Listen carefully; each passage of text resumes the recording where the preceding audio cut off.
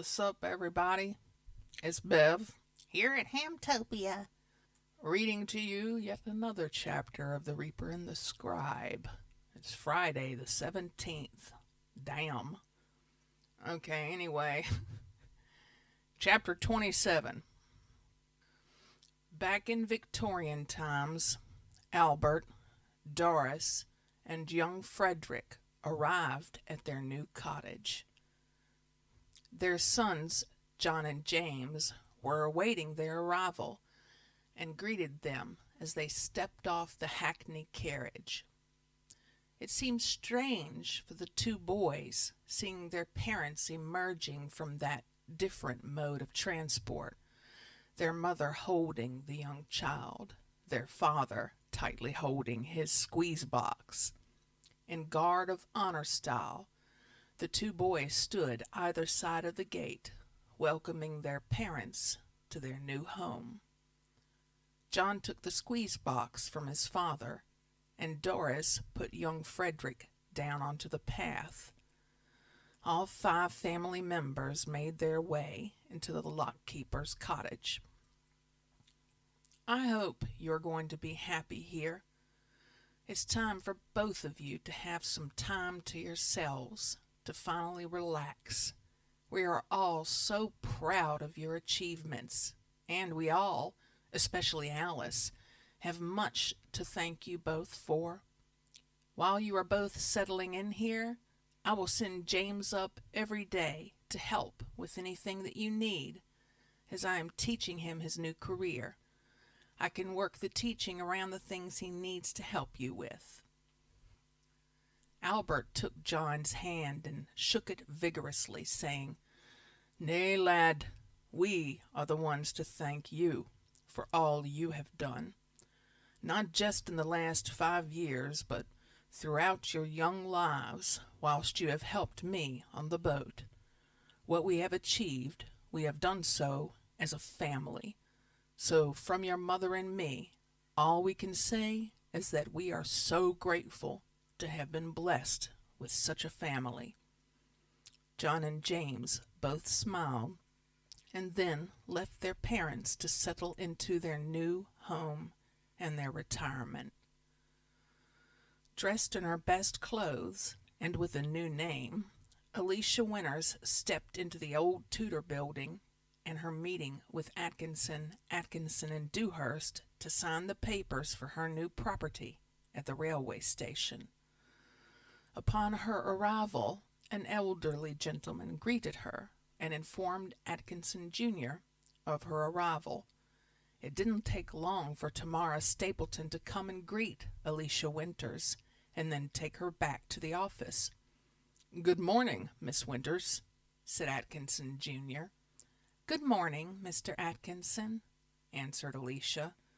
"I have the papers here for you to sign, if you would care to read through them."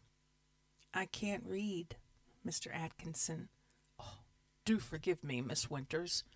Shall I have Miss Stapleton read them to you? It would be unethical for me to do so." "Something tells me that will not be necessary. I take it the prices set out are the same, and I will own the building lock, stock, and barrel?" "Indeed, the price is as agreed, and the building will solely belong to you. If I may, Miss Winters, could you just check that this is your signature?" Atkinson passed a piece of paper with the 2 words clearly written, "Alicia Winters." Alicia gave him a smile, almost as an acknowledgment for the kindness he had just bestowed upon her. This was because Alice Winters, as she was, knew not how to spell Alicia. She copied the signature onto the bottom of the document, and Tamara Stapleton melted wax just below the signature. Atkinson, Jr. depressed his ornate ring into the wax to create a seal that began a chain reaction to set the future of Winters Logistics in motion. Alicia shook the hands of both Atkinson, Jr. and Tamara Stapleton, and with her prized document under her arm, she left the accountants at Atkinson, and Dewhurst for the first and final time in her existence. Alicia made her way back to her new acquisition to start making plans for a very bright future. She knew she would need several people to help her, both in the setting up of the business and then in its running. The first people she would need would be tradesmen. She needed a builder, a carpenter, a plumber, and a decorator. She would leave it to the tradesmen to find the help they would need. She also knew that the whole interior of her new place would need redesigning first, so that the tradesmen would have plans to work to. She went to see her brothers at their new dwelling. She knew that John had been taught in the art of technical drawing and could put onto paper what she had in mind. Alicia knocked on the freshly painted front door of her brother's new townhouse. She almost expected a butler to answer the door, but she was pleased to see her young brother, James, open the door to her. "Good morning, madam. May I help you?" asked young James. "Oh, shut up and let me in," giggled Alicia. James burst into laughter and opened the door wide to his sister. Once in the hallway, Alicia saw John coming to meet her. "Well, sis, what do you think of the place?" "It's beautiful, and a bit different from your place above the factory. And if you come in here, you will see I've got more furniture than I had in that place, too," said John. "So I see. Wow, this is really posh. It's hard to believe where we were all living not too long ago," said Alicia. "I would love to come around and see your place. I bet it's all wonderfully girly. I have a table, chair, and a bed at the moment." "I thought it would have been finished by now," said James. "I have been too busy with my new premises to think about the living space upstairs. When I have the business premises up and running, maybe I will have time to furnish the upstairs, but until then, I have no time for it. This brings me to the reason why I'm here. And here's me thinking my only sister had come to visit me because she loves me. Of course I love you, but I also love the fact that you are a draftsman as well," answered Alicia, with a knowing smile adorning her face. "What do you need, sis?" "I need you, two handsome men, to come to my premises with your measuring equipment, so you can take measurements and then put onto paper the beautiful interior that I have in my head for my tradesmen to build." "And I suppose, even though it is Saturday, you want us to do this today?" "Now is fine with me," said Alicia. John looked to James and said, "Get my bag, James. There will be no living with her until this is done." James disappeared into a walk-in cupboard and returned carrying John's bag of measuring equipment. The three siblings walked the short distance to the station, and Alicia unlocked the door of the building that she now owned and said, "There you go, boys. You do your stuff. I'll go and get us a cup of tea."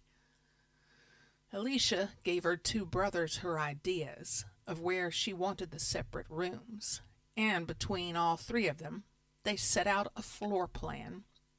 John, later that week, made technical drawings for the craftsmen to work to, and the work began the following week.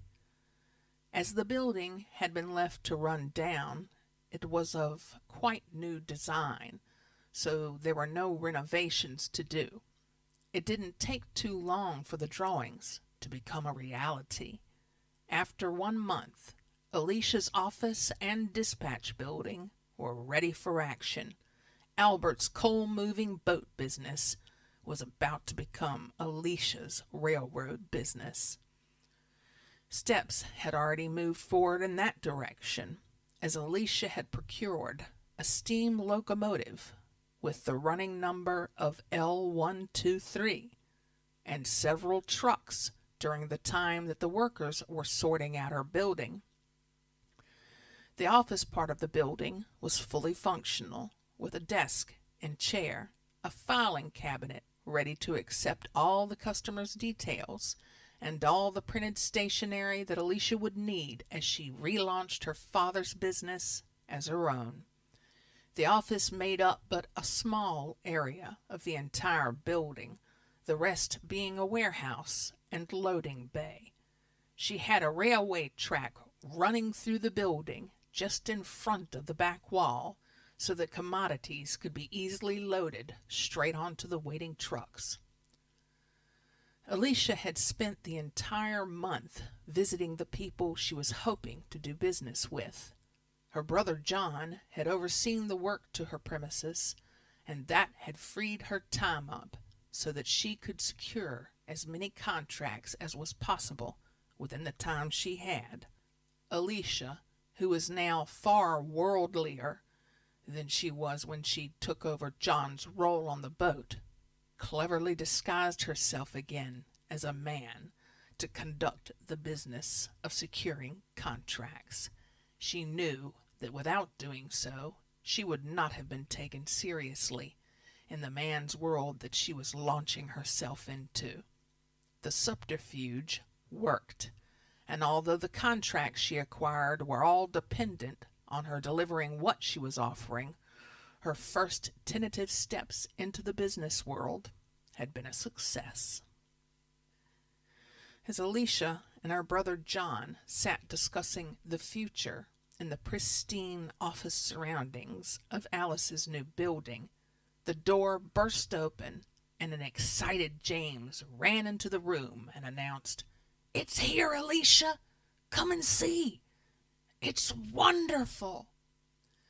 Alicia looked at John with the biggest smile on her face, and simultaneously the chair was forced away from the back of her legs.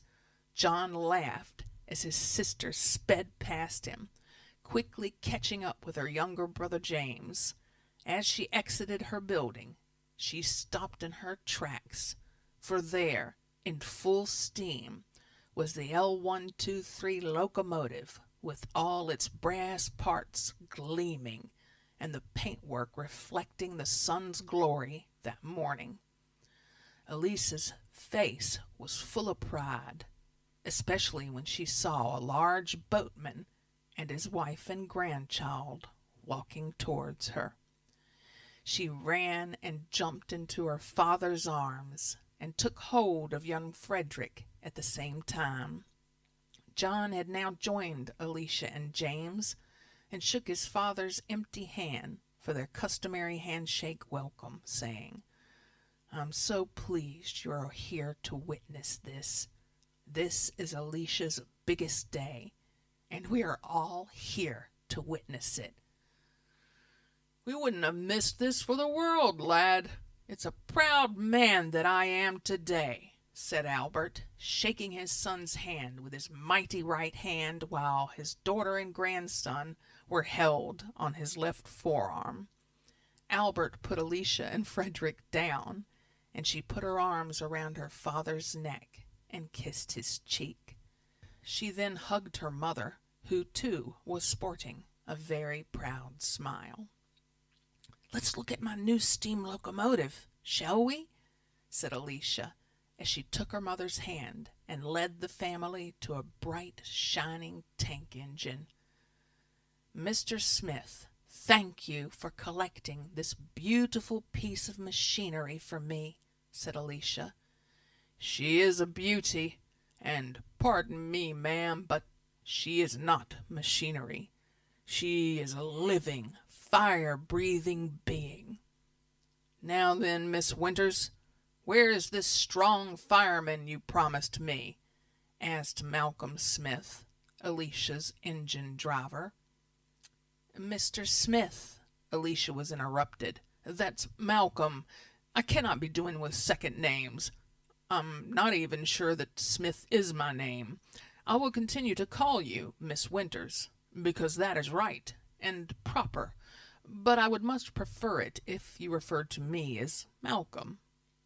In that case, Malcolm, your strong young fireman, is right here.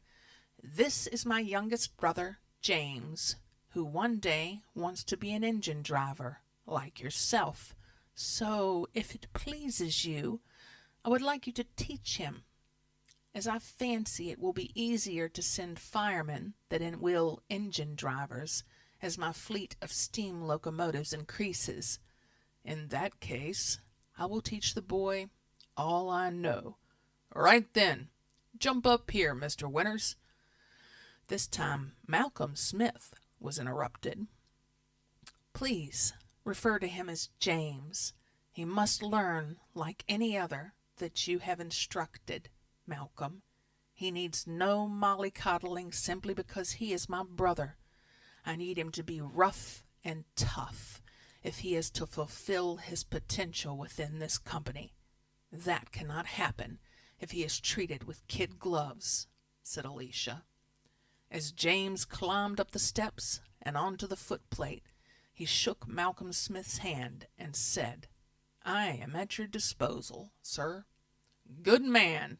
Now, pick up that shovel, lad, and we can test this beautiful lady together. I will spend the morning putting her through her paces, and when everything checks out okay, I will return her to you for duty, Miss Winters.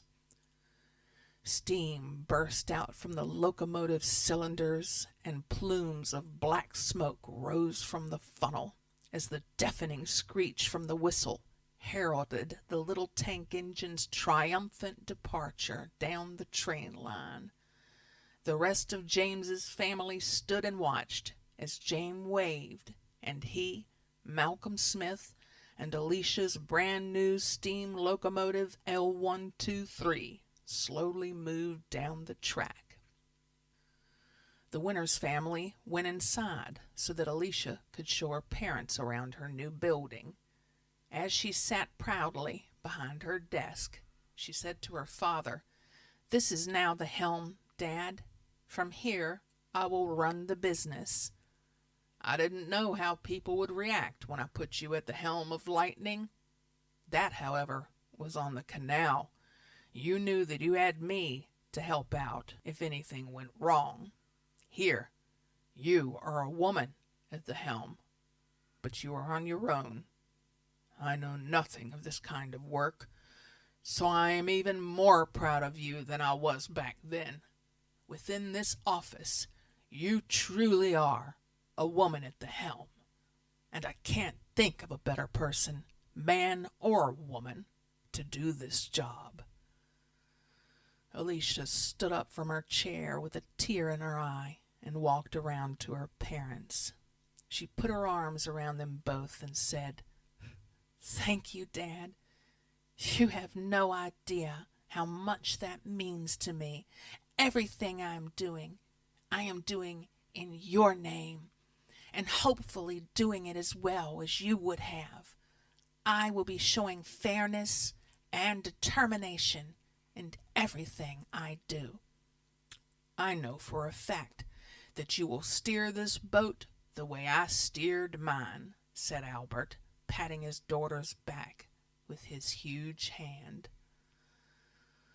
On the railway line, James was having the time of his life shoveling coal from the small tender into the firebox. Malcolm Smith was teaching him not to put all the coal in one place. The firebox and boiler were quite small, so it was easy to distribute the coal into the firebox across all of the grate, thus ensuring regular heat, which was very important for this kind of steam locomotive. James was like a sponge. He just could not get enough of what Malcolm Smith was teaching him. James would spend all the next 5 years of his life working alongside Malcolm Smith, primarily being his fireman throughout their time together. James was taught everything he needed to know about controlling a steam locomotive. He learned the feeling of every slight shudder and knew what it meant. He learned to respect the locomotive that he worked with. He grew to know its intricacies, and through many hours of being inside its belly, either oiling it or cleaning out its ashes or keeping its tubes clear, he became part of that fire-breathing beast. By the time he was ready to drive his own fire-breathing beast, 5 of the shortest years of his life had passed him by. Alicia's business had grown to such a degree that she now needed 2 locomotives, and had hung on the past 3 months until Malcolm Smith, who was now her most trusted employee, had given the all clear for James to become her next engine driver. The time that had passed now made it 1860, as a new decade dawned upon turbulent times. It was a decade that saw the premature death of Queen Victoria's husband, Albert, and the beginnings of the London Underground. In other parts of the world, it saw the American Civil War, Abraham Lincoln's assassination, and the building of the Suez Canal, all of which paled into insignificance to the children of Albert and Doris Winters. On a cold winter's morning, on February 1st, 1868, Albert Winters was going about his daily routine. There were 4 canal boats waiting to go through his lock. At 68 years old, his strength had begun to leave him. He was beginning to find his work hard. Doris was drying the morning pots as she looked out of the kitchen window at her husband, slowly pushing open the bottom gate of his lock to let the first canal boat in. Albert looked across and saw Doris at the window, giving her his customary smile. But then a grimace came to his face as he suddenly clutched his chest. He looked at Doris with horror in his eyes as he slumped over and fell to the ground. Doris screamed his name and ran out to her stricken husband. But within the 30 seconds it took her to get from the kitchen to the canal side, Albert Winters was no more. As Doris and several boatmen reached Albert and turned him face up, his blue, lifeless lips heralded the end of an era for the Winters family. That great man was dead at 68. After Doris, his death hit Alicia the most. She had lost her mentor, the one person she knew always had her back. Alicia felt alone in her sorrow. For being a spinster, she had no one to be with her and comfort her as a lover would. She had her son Frederick, but Alicia's drive at work had made them estranged. Her mother was heartbroken, and it was up to Alicia to comfort her. She hardly saw James, because he was now going all over the country, driving her trains, and John was beginning to become a recluse. His health had deteriorated over the past 2 years, and he was beginning to look unwell. Alicia was saddened by all of this, But her business was growing and growing, and there was always something that kept her from her family. This had become a far cry from the Watson family of old, who were happy to be poor and hard-working. Although all the separate members of that original family were now very rich, it seemed rather than gaining happiness through not having to drudge through life, they had all lost something, and the passing of their father was driving that home. It was the day of Albert's funeral, and James wasn't anywhere near Leeds. He was, in fact, in London, making a delivery that had to be there by that day's date. Alicia realized she had put her business before her father's funeral, a business decision that cost Alicia her entire family on the day she buried her father. Albert's funeral was quite a grand affair, as two jet-black horses with black feathers decorating their leatherwork pulled a black hearse. Before the horses and the hearse walked the solemn undertaker with his tailcoat, top hat, and cane. Behind the hearse walked Doris, clad in black, with her son John to her right and grandson Frederick holding her left hand. Walking a few steps behind was the outcast Alicia Winters, tears streaming down her face, feeling totally alone. Behind Alicia was a procession of boat people, all of whom she knew, all of whom didn't want to know her anymore. Alicia couldn't take any more. She ran past her mother, child, and brother, and made her way to the side of the hearse. She placed her hands on the glass with her father's coffin just behind it. In her mind, she asked him for forgiveness, but all that came back was keep working towards your future. Alicia put her head down and walked away from the procession and stood at the side of the street. Not one person looked her way as the solemn group passed by. At that moment in time, Alicia Winters wished that she had never heard the word future.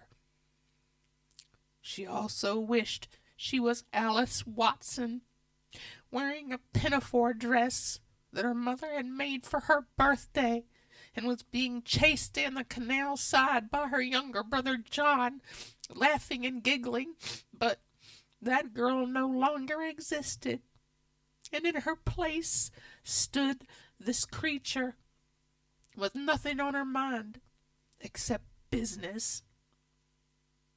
At that moment in time, she wished that she was in the box that had just passed by, and her father was in the procession. That is something that should never be wished for. Without taking her gaze from the coffin, she said, "Who are you? And how do you know what I'm thinking?"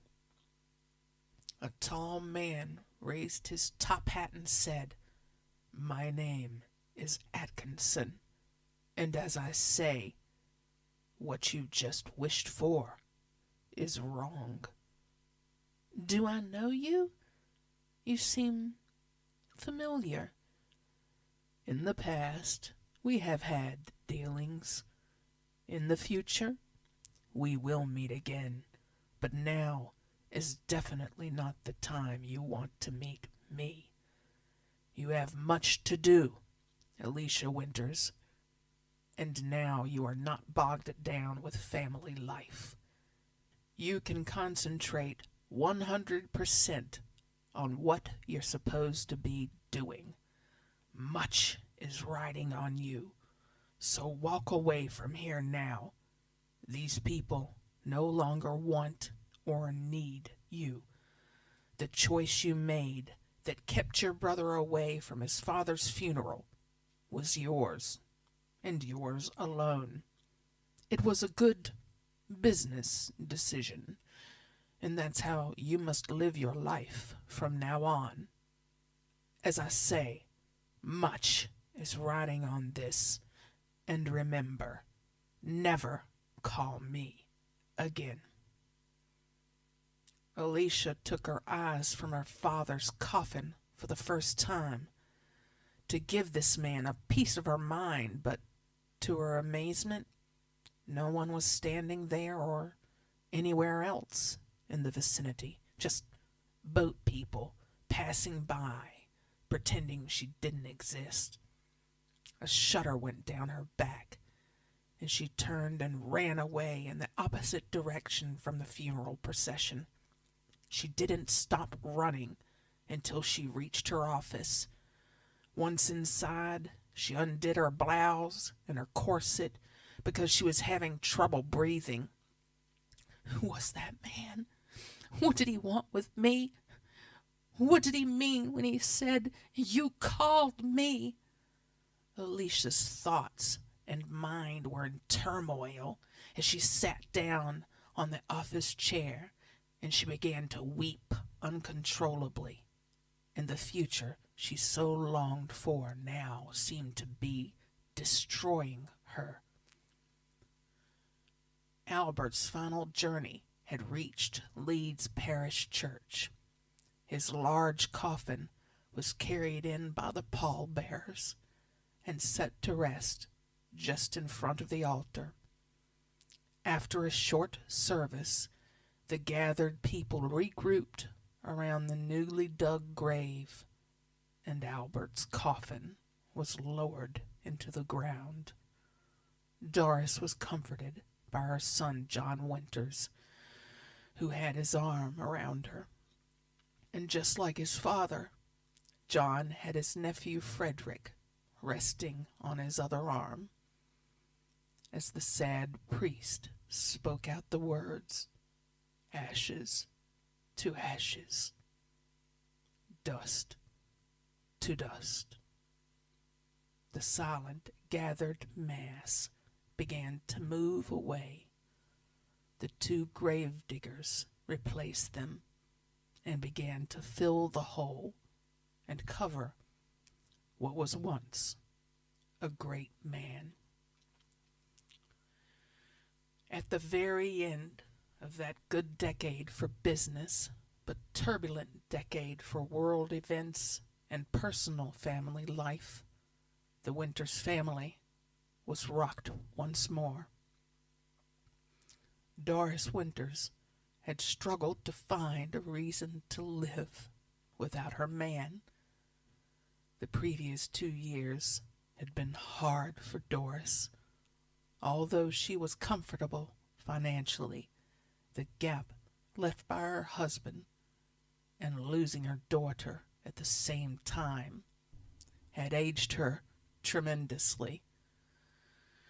As Frederick grew tall and strong, Doris grew weaker and weaker. She had also seen her brilliant son John become sick. His back had begun to arch, and over the years he had developed a cough. Her youngest son James, who was still an engine driver but no longer worked in his sister's firm, took the skills he had learned from Malcolm Smith and carved himself a career in a rival company. The problem was that company was in London, and Doris had only seen her youngest son James once since his father died. James had traveled up to Leeds from London, but not to visit his mother. He had come to pay his last respects. Doris Winters had given up on life without Albert, her beloved husband, and had joined him in the hereafter. After a short illness that had been kept from her daughter, the eldest member of the Winters family passed away quietly in her sleep. Her funeral was a hushed affair, with only close family present, as she was lowered into the ground to join her beloved husband. It would be another 2 full years before the knowledge of her passing would reach Alicia. When she eventually discovered that both her parents were now deceased, she felt numb and utterly alone. At that moment in her solitude, the door to the office slowly opened. The handle didn't move, and the door had apparently opened itself. Alicia scowled at the open door as everything behind it appeared to be blurred, and the people in the other room appeared to be moving in slow motion. Alicia's eyes focused on a woman that slowly appeared in the doorway and effortlessly glided towards her. The ring on Alicia's finger began to tingle as the beautiful elderly lady with long white hair came to a stop at the edge of her desk. "Do you see me, Alicia Winters?" Alicia, with her mouth open, just nodded. "Can you hear the words that I speak?" Alicia simply repeated her earlier action. "Your mother and father have now moved on. You have done well. Things are progressing as they should. I have been watching you from afar. Do you recognize me?" With a quivering voice, Alicia said, "Yes, I remember you." Alicia lifted her hand and pointed to the ring on her finger and said, "I gave you this ring, and you told me it had brought you luck. Then later you gave it back to me." "Indeed I did, and with that ring I put a marker on you." "What do you want from me? I am a horrible person who has alienated her entire family. I am hated to the point that my family didn't even inform me of my mother's passing. All I think about is driving this damn business forward." Alicia lowered her head and began to sob. "I do not want you to feel this way. Atkinson told you that the decision to send your younger brother south, which therefore missing his father's funeral, was yours, and yours alone. What he didn't realize was that everything you do has been ordained for you to do so.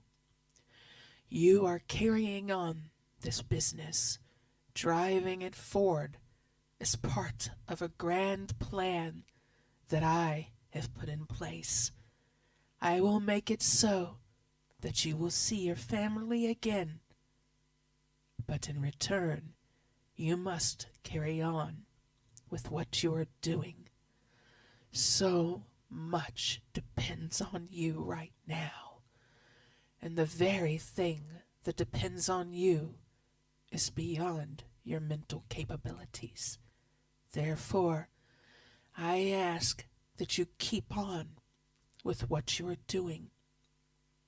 Expect a visitor as I leave. You are a woman paving the way through a world dominated by men.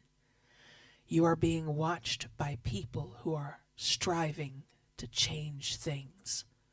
Although history will not show this, many forthcoming actions will be done by women who bear witness to your ascent in the business world. I will leave you now, Alicia Winters. I remain firmly convinced I have chosen the right one for this endeavor. The goddess of nature's image faded, and standing at the door was a young man with his cloth cap folded in his hands. He was in his early 20s, and Alicia hadn't seen him for quite some time. But no matter how long it's been, a mother will always recognize her son. Frederick, don't stand on the threshold. Come inside. Frederick wasn't quite sure how he had arrived at his mother's office, but his smile seemed to indicate that he was pleased to be there. Upon seeing that smile, Alicia stood and slid her chair back from underneath her. She walked around the desk and put her hand out to her son. Frederick, who towered above his mother in height, put both his arms out to greet his gray-haired mother. The hard-nosed businesswoman, whom most businessmen of the day hated, for the next few minutes turned back into the soft, loving girl from the canal boat Lightning. She ran into his arms and could have happily stayed there forever. With her cheek embedded in Frederick's chest and her arms crushing his waist, she stared out of the window to the horizon and whispered, "Thank you for this. I won't let you down." "What was that?" said Frederick. "I was thanking whatever it was that brought you back to me." Alicia brought in from the other room a chair for Frederick to sit on. When he'd sat down, she sat back down in her own chair and said, "I have so much to ask you, so much to tell you, and so much that you need to know, but I can't think of a single thing to say." "Then maybe I should start, Mother. I want bygones to be bygones. It was hard for me losing Grandpa, but my life became impossible when Granny died. I haven't had much life experience. I couldn't really talk to my uncles." "Why couldn't you talk to your uncles? They are both fine men who I'm sure would have counseled you." "I have not seen Uncle James since Granny's funeral. He lives and works in London now and has no time for family life. Uncle John is not well and spends most of his time in the house with the shutters up. One of the last times he ventured outdoors was for Granny's funeral." "What is wrong with John?" "The doctors aren't sure. It's almost like he's lost the will to live, and this is the reason I am here, to try and pave the way for reconciliation. John started being ill soon after Grandpa's funeral, and It's my hope that if he was to see you again, his health may improve." Alicia stood back up and went over to the coat stand. She put on her long black coat and placed upon her head the hat she always wore when she meant business. She chose that hat because it was the only one she ever wore. She removed it, and in its place she chose a softer, more feminine hat and pinned it in place. She turned to her son, offered him her arm, and said, "Lead the way." Frederick let his mother place her arm through his and then left the office. Upon leaving the building, everyone noticed Alicia's headgear. One of the workers asked when she would be back. Alicia turned and said, "I'm not sure. Keep everything moving while I'm gone, and make sure there is no slacking. We've a very busy week ahead of us." The hard businesswoman's face altered again when she turned back to Frederick and gently said, "Let's go help John." While strolling along the footpath, Frederick and his mother made up for lost time in chatter about what both parties had been up to whilst they had been apart. The walk from the station to John's townhouse seemed to fly for Alicia, for in no time at all they were there. The first thing she noticed was that all the curtains were drawn. "Well, the first thing we must do is open all these curtains and let some fresh air in by opening a window or two," said Alicia. As per his mother's request, Frederick set about opening all the curtains, leaving only the curtains in John's room closed. Frederick entered John's room to find him lying on the bed. Frederick was used to that, because that is how he always found him.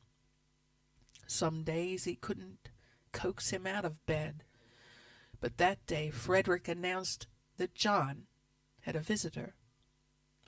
"I don't want to see anyone. I have told you many times, Frederick. I just want to be left alone with my thoughts." On hearing her brother's weak voice, Alicia walked into the room and said, "You will entertain this visitor."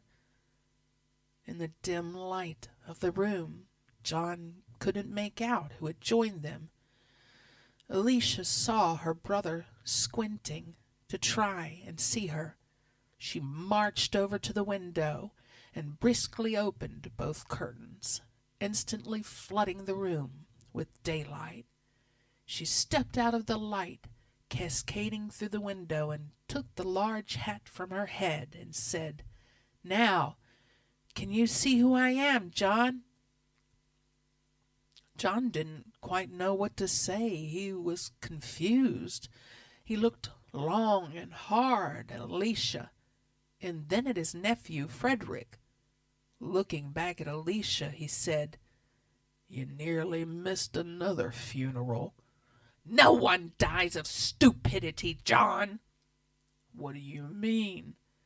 "This illness of yours, it started straight after Father's funeral. Did it not?" "That's a mere coincidence." "I am a businesswoman. I do not believe in coincidences." "It seems the entire country knows you're a businesswoman, Alicia." "That's nonsense, and that's not the reason why I've come here." "What is the reason, Alicia? Have you come here to gloat? To see the family that caused you so much stress finally going under?" The businesswoman that had walked into her brother's apartment melted away as she made her way up to the side of John's bed. She took hold of his hand and gently said, "There is no part of me that would gloat over the loss of so much. Not just the forever loss of our parents, but the loss of her younger brothers, one of which that she has shared so many adventures with and has lived in turmoil without, to find he is lying sick in front of her. John, reconciliation is all I desire. I never wanted any of this." Alicia turned to Frederick, and taking a gold sovereign from her purse, said, "Please go to the butcher's for me, Frederick, and bring me a pound of oxtail, then the greengrocer, and bring me whatever vegetables you can. Together we will make your Uncle John better." Frederick refused the gold sovereign, saying, "I have plenty of money, Mother. I kind of think things started going wrong when money became no object to this family." With that, Frederick dashed off on his quest. "He could have a point there, Alicia," said John. "I don't think the money is here to bring us happiness. Other forces are at work here, and although the money made Mam and Dad's semi-retirement easier, I think it was simply a thing to change what we were doing. For some reason we have known for quite some time that Dad's business had to be taken forward for future events, and inexplicably you had to end what you were doing. Neither of us will be recorded in history for our work. Others will be credited with what we have done, but do it we must, for a greater cause than our own satisfaction. You were not chosen to do all the things that we have done together to simply die at this early age, and I know there are things that neither of us can remember that we have done together. No, John, you must go on. The powers of nature haven't finished with you yet, nor, my love, have I." For the first time in a long time, John allowed a smile to come to his face as he said, "All that money, and you still get the cheapest meat. Nothing works as fast at getting strength back into a person than broth made from oxtails. John, I need you to be strong. This is something I was never meant to be doing on my own. I need you, brother. Well, if you don't kill me with your broth, I suppose we could try working together again." Frederick has become quite adept with money matters. He served an apprenticeship at the local accountancy firm, and, might I add, did very well. So he too will be useful. My broth may not be to the standard of our mothers, but I'm sure it won't kill you. That is very interesting about Frederick. Having someone running the finances that you can trust is invaluable. I've always done it myself, simply because I didn't trust anyone else. Which accountancy firm was it that Frederick served an apprenticeship at? Atkinson, and Dewhurst. You know, the old Tudor building in town. How very odd. They are the firm who dealt with the purchase of my place at work, and I had forgotten that. Is he still in their employ? No, the strange thing is that as soon as he qualified as an accountant, they said he was ready for what he needed to do and let him go. Very curious. That company seems to keep cropping up quite a lot with this family. I thought the same thing. It was as if I had done business with them before, but as far as I can remember, I don't think I have. Let's not worry too much about that now. Soon Frederick will be back, and I can make us all some broth. We will just concentrate on getting you better, and hopefully all three of us can work together. It'd be nice if we could get James involved." "That will definitely not happen. James has been lost to his new life. He is in with a crowd of people in London and has cut all ties with the North. At Mother's funeral he told me that discovering London was the best thing that had ever happened to him, and if I tried to bring him back, I'd be ruining his life. He has his own family now and has made it quite plain that he will not be bringing them to see us."